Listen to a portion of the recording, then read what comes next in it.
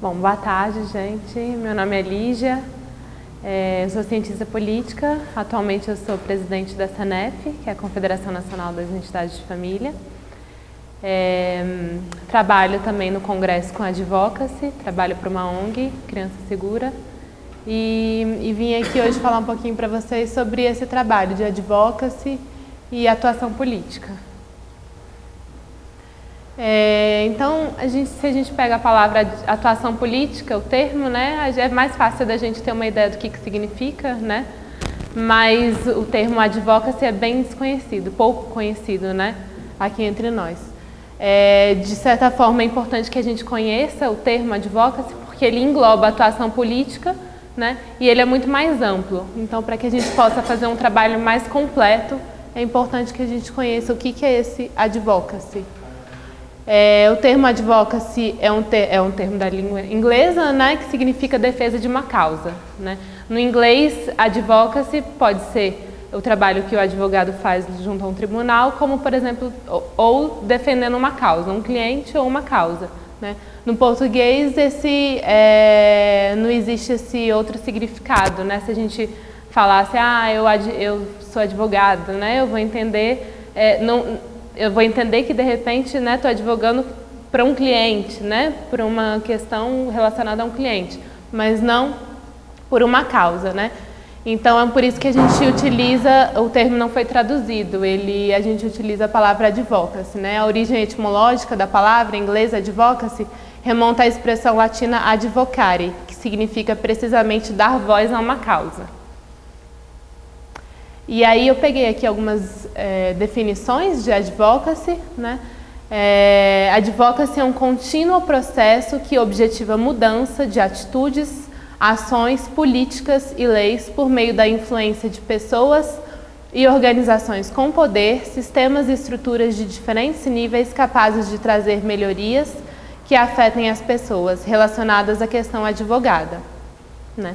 Então, às vezes, quando a gente pensa em atuação política, é algo bem específico, mas o advocacy tem a ver a mudança na mentalidade da população, né, como um todo, né, inclusive por meio da política, né. Essa é outra definição da AGERE, cooperação e advocacy. Advocacy significa defender uma ideia, uma causa, consiste em estabelecer objetivos e ações de modo a influenciar a formulação e a execução de políticas públicas, né? E é interessante porque o nosso trabalho, né, o nosso objetivo, um dos objetivos maiores que nós temos é influenciar a formulação e elaboração de políticas públicas, né? É fazer com que a nossa causa, né, no caso da família, faça parte das causas pelo qual o Estado está atento, né? Então, as políticas públicas é o que o Estado decide fazer e o que ele não decide fazer, né? E o nosso objetivo é que a causa da família também faça parte do rol, né, de interesse do Estado. Aqui eu achei essa teia de aranha bem interessante, né? Com um formato de uma teia de aranha, do que a gente precisa para fazer um bom trabalho de advocacy, né? Aqui ele explicita várias habilidades que nós devemos ter. Então, primeiro, né, a habilidade de realizar análise e pesquisa política oportuna e relevante, né? Então, a gente precisa ter essa capacidade de repente, o que tem relacionado à família, né? Quais são os documentos, né? O que tem dos órgãos do governo, né, relacionado a essa temática? Quais são os parlamentares, os atores públicos relacionados ao tema, né? E os políticos novos, os parlamentares novos eleitos, qual é a base eleitoral deles? Quais que fizeram campanha defendendo esse tema, né? Então, se a gente tem essa capacidade de realizar, né, essa análise, essa pesquisa política, qual o perfil dos parlamentares atualmente, né, no Congresso, né? Isso é importante. Depois, a habilidade de criar e apoiar redes e coalizões, né? A gente não, o nosso trabalho sozinho, ele tem resultados bem menos eficazes, né? Ou quase nenhum resultado se a gente abre mão de repente trabalhar em equipe, né? A Maricela estava comentando, né, que lá no Sul, né, o pessoal tem agido bastante de forma orgânica, cada um reconhecendo a sua responsabilidade, né? E todos atuando juntos, a gente consegue benefícios muito maiores. Depois, a habilidade de levar adiante o trabalho de relações públicas, né? Nesse trabalho de advocacy, nós precisamos dessa habilidade de estar o tempo inteiro fazendo contatos, mantendo esses contatos, né? Eu comentava também outro dia, né? Que é importante da gente lembrar o nome das pessoas, né? E saber que, bom, todas elas são importantes, né? Saber onde que elas atuam, né?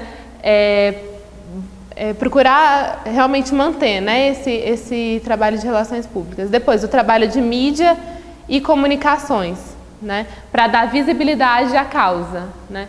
Então, nas mídias, na televisão, no Facebook,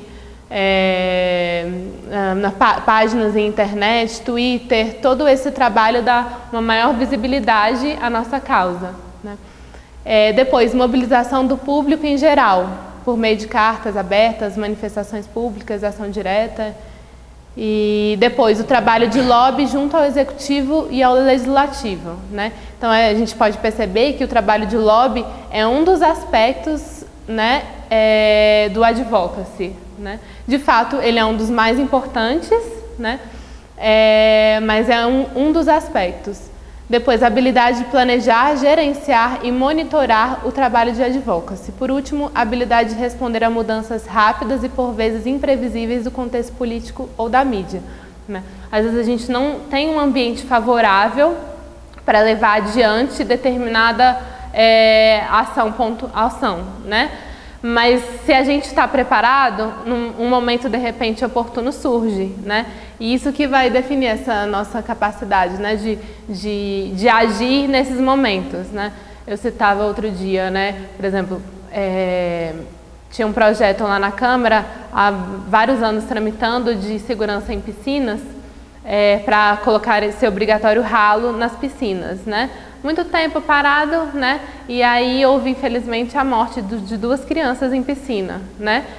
Pronto, foi o suficiente para fazer o projeto andar, né? E pessoas que estavam atentas, né, para fazer com que aquilo andasse. Então, agora, né, entrando um pouquinho mais, né, nesse trabalho de lobby e de atuação política, né? O trabalho de lobby junto aos poderes executivo e legislativo é apenas um dos meios para se alcançar sucesso quanto à causa advogada. E também um dos mais importantes, a gente não pode negligenciá-lo, né? A gente tem um campo de ação muito vasto e que, se a gente não ocupa, outros ocupam, né? Ou ninguém ocupa e a nossa causa não é defendida, né?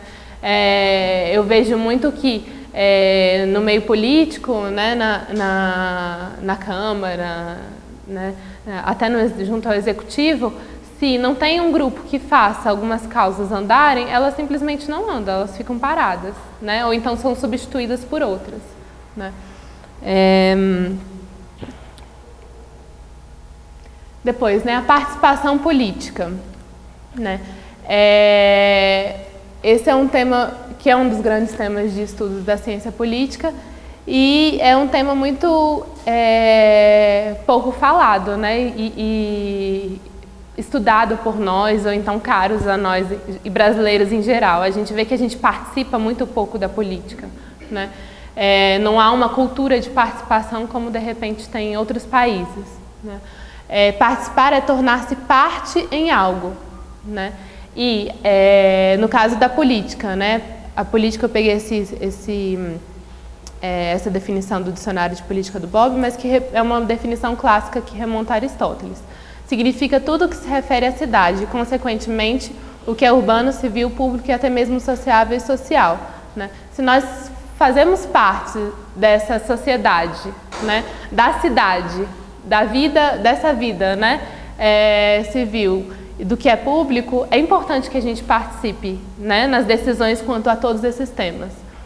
O ser humano, ele é um ser relacional, a gente precisa se relacionar com os outros, né? É um ser social. E por isso que a participação na sociedade é tão importante, para que a gente participe, se relacione, tome parte das decisões, né, e até se realize mais enquanto ser humano.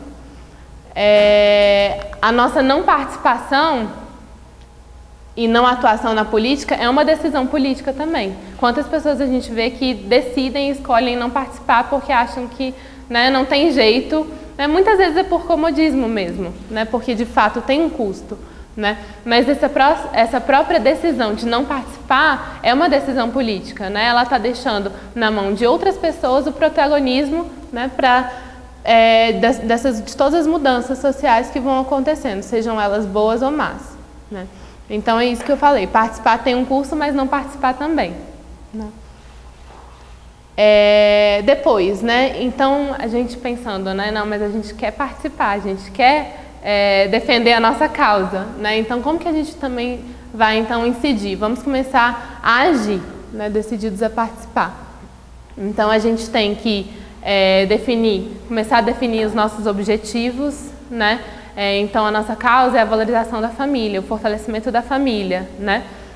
E aonde que a gente quer chegar? Quais são os problemas que a gente vê hoje na sociedade, né? Que desagregam a família, né? De que forma então o que a gente pode propor, né? Definir também onde que a gente pode atuar, né? Cada um na sua cidade, no seu local. Então, por exemplo, junto às câmaras de vereadores, nas assembleias legislativas. E aqui no caso, junto à Câmara Federal, à Câmara e ao Senado, né? Então, junto aos conselhos, né? Em cada cidade você tem uma gama de locais onde a gente pode estar procurando e ganhando espaço, né? Conhecendo as pessoas que estão ali lidando com aqueles assuntos, né? Estudando os assuntos que estão, né, em voga no momento, né? E procurando também levar a nossa parte, a nossa contribuição, né? Fazendo contatos, né? Isso é uma coisa muito importante também.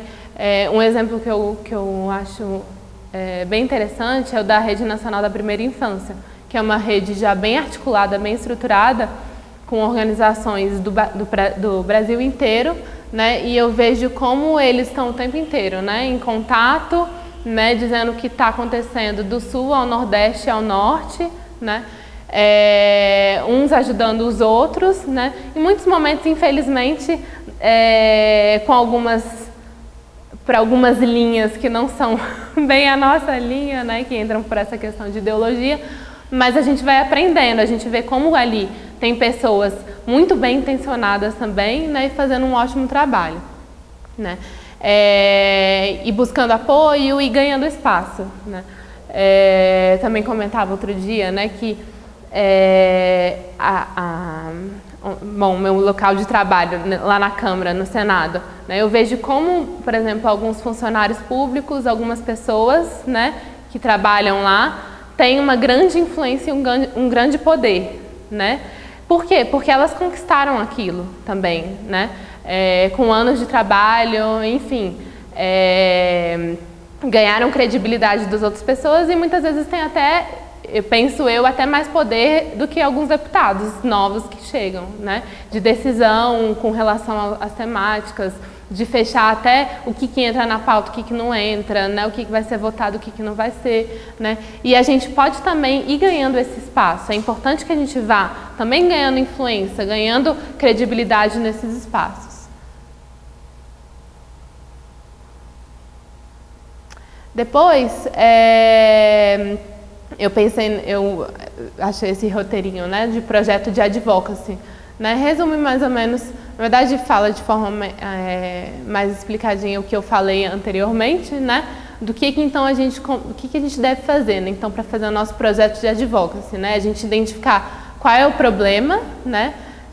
Nós temos a nossa causa, né? E dentro da nossa causa, o que é um problema que a gente vê na sociedade, né? E reconhecendo o que é problema e o que não é, definir quais são os nossos objetivos, então, né? E possíveis soluções para esses problemas, né? Analisar a situação, né? Como que a situação se encontra hoje em dia, né? E isso, por exemplo, que o Paulo falava um pouco mais cedo, né? Da gente saber como falar, como agir, né? Num ambiente adverso, de repente a gente tem que agir com prudência, né? A gente tem que realmente pensar, agir com precaução. Depois, a identificação de atores sociais, né?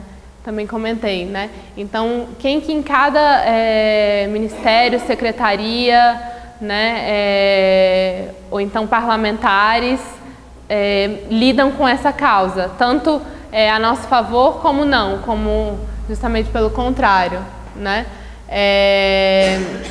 Há outras associações, né?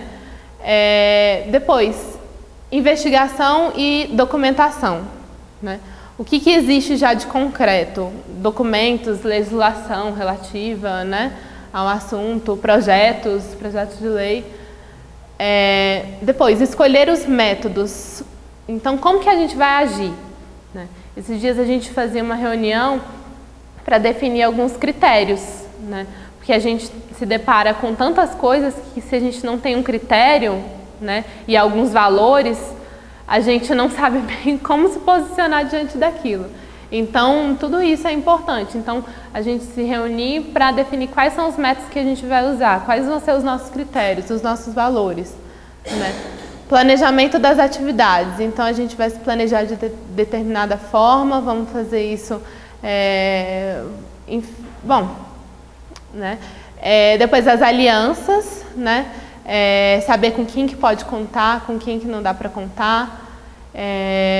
Executar, né? Uma parte muito importante também. Porque se a gente fica muito nas boas ideias, a parte de executar é a parte mais difícil de todos, né? Monitorar, né? Ver como que está sendo essa execução, a execução do nosso planejamento, das nossas atividades, né? E fazer alguns pequenos ajustes, isso não tem dado certo, isso tem dado, né? E avaliar, né? E depois, né, já finalizando também, eu pensava que na verdade, um local muito importante para a gente incidir. Um local não. Um objeto, né, da nossa incidência devia ser o orçamento federal, né? Porque a gente sabe que, na verdade, é só para a gente saber onde que está o interesse real do governo, a gente olha para o orçamento, para onde que está indo o dinheiro, né? Então, se a gente realmente se envolve na elaboração das leis orçamentárias e tem abertura para isso, né? A Luísa mesmo já participou, né, num grupo da presidência, né, de debate da presidência da República, de debate e discussão com organizações da sociedade civil para colher as demandas, né, da sociedade, para que elas constassem no PPA, não sei, na LDO, na LOA, né? Então, com certeza, se a gente entra em contato, começa a investigar quem lá dentro está lidando com isso, muitas vezes existe, né, locais abertos para que a gente possa estar atuando, né? Esse ano... Eles chamaram para fazer parte disso quem estava vinculado a uma rede. Então, fazer parte das redes também é bom para isso, porque eu ainda sou vinculado àquela rede que não se inscrever. Entendi.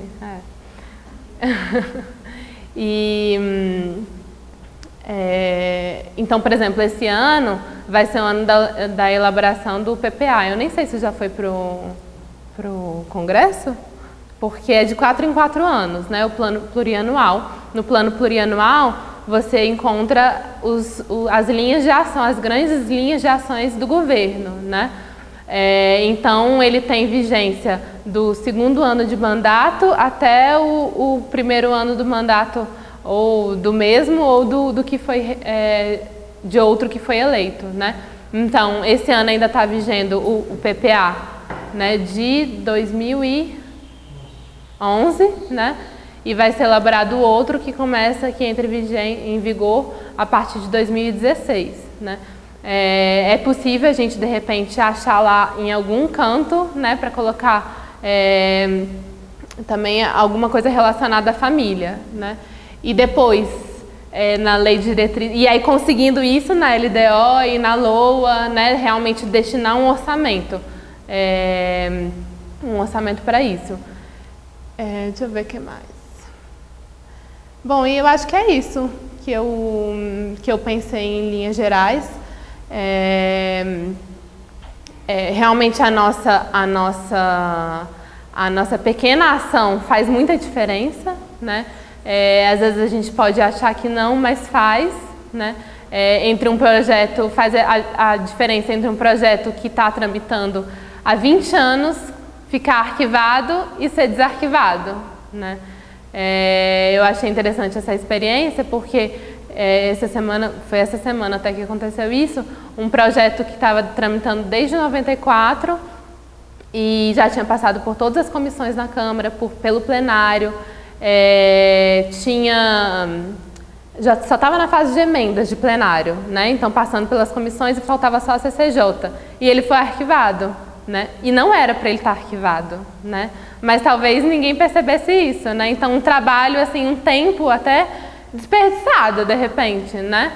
E aí, bom, eu só liguei para a secretaria da mesa, conversei com quem tinha que conversar, busquei, né, saber com quem era a pessoa que eu tinha que conversar, conversei, ela reconheceu o erro e desarquivou, né? Algo bem simples, mas que se não tem de repente alguém atento, ou então se a gente acha muito complicado, algo muito distante, de repente, nossa, mas com quem eu vou falar, né? Ou então tem vergonha de repente de falar, né? Enfim, aí as coisas não acontecem, né? Ou acontecem de outra maneira, né? Então, bom, esse daí é um roteiro indicado no documento Abrindo Caminhos para a Infância, da Save the Children. Então, era basicamente isso que eu queria falar e fico aberta a dúvidas e perguntas também.